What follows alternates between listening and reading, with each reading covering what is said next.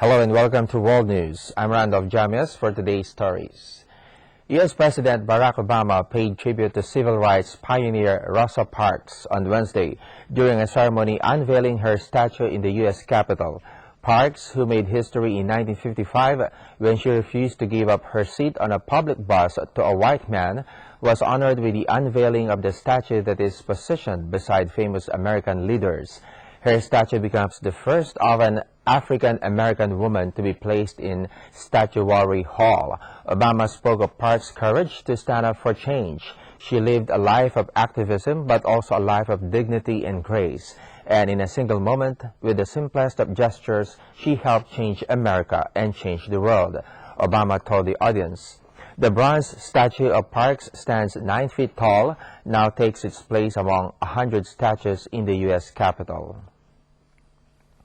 Now in Australia, police and customs officers in Sydney have seized nearly 600 kilograms of methamphetamine, the largest Australian haul on record, they said on Thursday.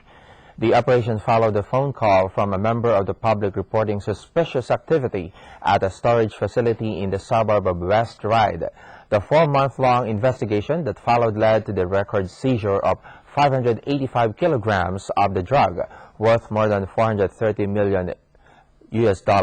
Police said those arrested are a 32-year-old man from Singapore, a 51-year-old man from Hong Kong, and a 21-year-old Australian. In the U.S., millionaire space tourist Dennis Tito unveiled his plan on Wednesday to send a man and a woman near planet Mars in January 2018. The couple will embark on a 501-day flight that zooms past Mars and swings back to Earth as part of his Mission for America historic venture. But Tito explained the trip will have to be started when the planets were aligned correctly. One opportunity will come in 2016. Then there's another one in 2018. After that, the next chance won't come around until 2031. Tito chose January 5th, 2018 for the date. We now head to Egypt. In the town of Luxor, a hot air balloon happened to crash down, leaving 19 people dead. Here's the story. Mourners and officials gathered Wednesday near the ancient Egyptian town of Luxor, where 19 people died after their hot air balloon came crashing down the day before. Nearly all the victims were foreign tourists, but Luxor Governor Ezzat Saad is confident the accident won't affect tourism here. This is the first time with victims, as we have seen, and that's why we think that this incident will not have a big or a decisive impact on the flow of tourists to our governorate. Yeah. Tourists at a nearby temple are undeterred about visiting Egypt. I have a nice motorbike tour here, and I've been in the Valley of the Kings and in Hatshepsut Temple, and all the places are nice. The crash was caught on amateur video as passengers on another balloon helplessly watched. I was with him. The accident comes at a bad time. Tourism is a mainstay of Egypt's economy, but 2 years of political instability has kept millions of tourists away. In medical breakthroughs, a Vermont woman received a full-face transplant after she was brutally attacked by her estranged husband. Carmen Blandin Tarleton, a 44-year-old registered nurse and mother of 2 from Thetford, Vermont, received a full-face transplant surgery this month with tissue from a female donor's facial skin. She was doused with industrial-strength lye in 2007 by her estranged husband, burning over 80% of her body. The transplant was performed by Brigham and Women's Hospital doctors to Tarleton's neck, nose, lips, and facial muscles, arteries, and nerves. She has undergone more than 50 surgeries since the attack, including work to restore some of her vision. The plastic surgery transplantation team, comprised of more than 30 physicians, nurses, anesthesiologists, and technicians, worked for 15 hours to complete the transplant.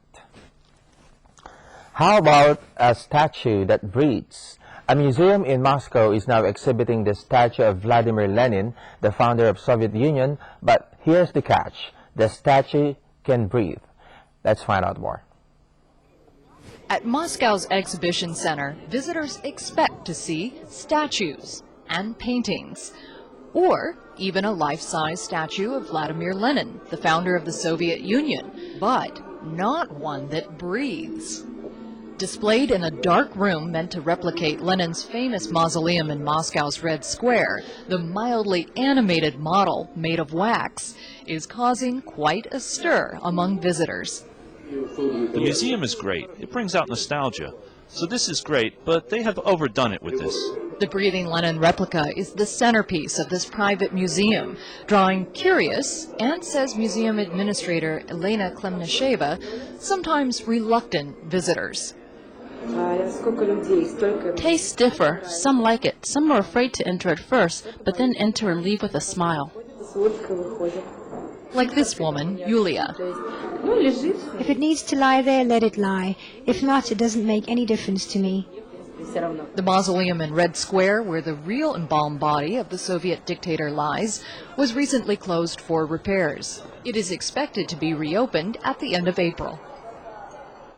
Turning to sports now, Roger Federer and Novak Djokovic strolled two easy victories in the Dubai Championship's second round on Wednesday, keeping the world's top two players on course for a showdown in Saturday's final.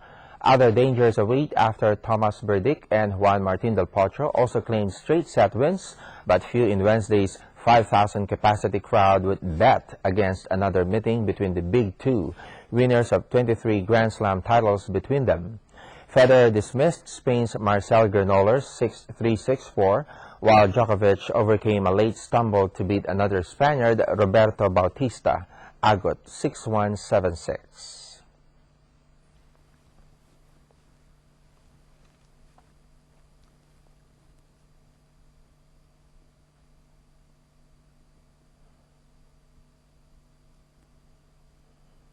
For our final story, let's meet the world's oldest woman. The Guinness Book of Records has announced Misao Okawa of Japan to be the oldest woman alive. Let's have the full story. The Guinness Book of World Records has officially named Misao Okawa of Japan the world's oldest living woman.